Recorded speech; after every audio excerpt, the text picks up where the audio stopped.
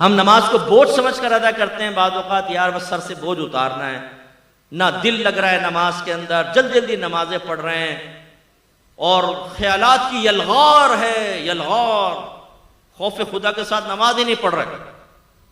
حالانکہ آپ کے نبی نے ارشاد فرمایا جس نے 2 رکعت نماز، زیادہ نہیں، 2 رکعت نماز ایسے ادا کی کہ اس میں دنیا کا کوئی خیال اپنے قلب میں نہ لایا، وہ گناہوں سے ایسا پاک و صاف ہو جائے گا جیسے آج ہی اپنی ماں کے پیٹ سے پیدا ہوا۔ لانا فرمایا، آنا نہیں۔ خیالات تو آئیں گے، ایک شیطان ہے جو خیال ڈالے گا، لیکن ہمارا کام کیا تھا؟ خیال آیا اس کو فوراً ٹال کر اللہ کی طرف متوجہ ہوئے۔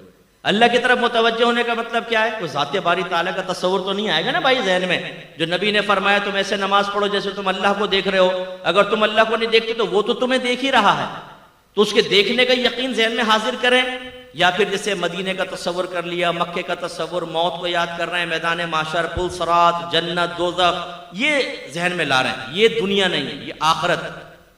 یہ خیالات آ جائیں، اور اسی طرح اگر کوئی خیال آ گیا زوجہ کا، بچوں کا، کرکٹ کا، کاروبار کا، جیسی آئے فوراً جھٹک دیں۔ یہ نہیں کہ آپ سوچنا شروع کر دیں۔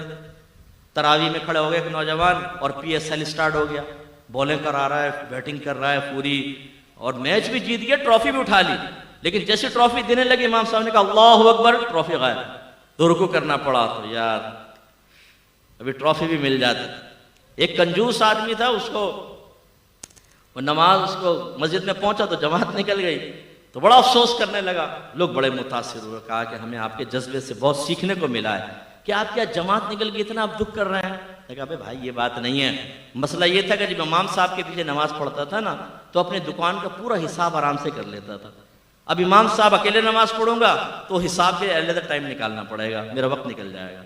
تو یہ صورتحال ہوتی ہے کہ جو چیز ہمیں کہیں یاد نہیں آتی آپ آزما کر دیکھیے گا، وہ نماز میں یاد آئے گی۔ اسی لیے ایک آدمی امام اعظم ابو حنیفہ رضی اللہ تعالیٰ عنہ کے پاس آیا، کہنے لگا حضور میں نے کچھ اپنا خزانہ دبایا تھا، اب بھول گیا کہ کہاں دبایا تھا، کیا کروں؟ فرمایا علاج تو بتا دوں گا لیکن تو کرے گا نہیں۔ کہا کہ جی کیسے نہیں کروں گا، آپ بتائیں، کیونکہ اس کے لیے تو ہم تیار ہیں نا۔ اگر میں کہوں 5 وقت نماز پڑھیں، داڑیاں بڑھائیں، دین، علم کے دین سیکھیں، اللہ آپ کو جنت دے گا، ہم میں سے بہت سے کہیں گے ہاں کیا صحیح رہے، بالکل اللہ ہمیں توفیق دے گا، بس توفیق دے گا۔ اور اگر میں کہوں میں آپ کو وظیفہ دے رہا ہوں 100 مرتبہ آپ کو پڑھنا ہے، 100 مرتبہ فجر کی نماز کے بعد، اسی دن آپ کو 1 لاکھ روپے نہ ملے تو فقیر کا گریبان پکڑ لیجئے گا۔ آپ کہیں گے مفتی صاحب اگر گھر میں چائے پی لیں تو بڑی مہربانی ہوگی۔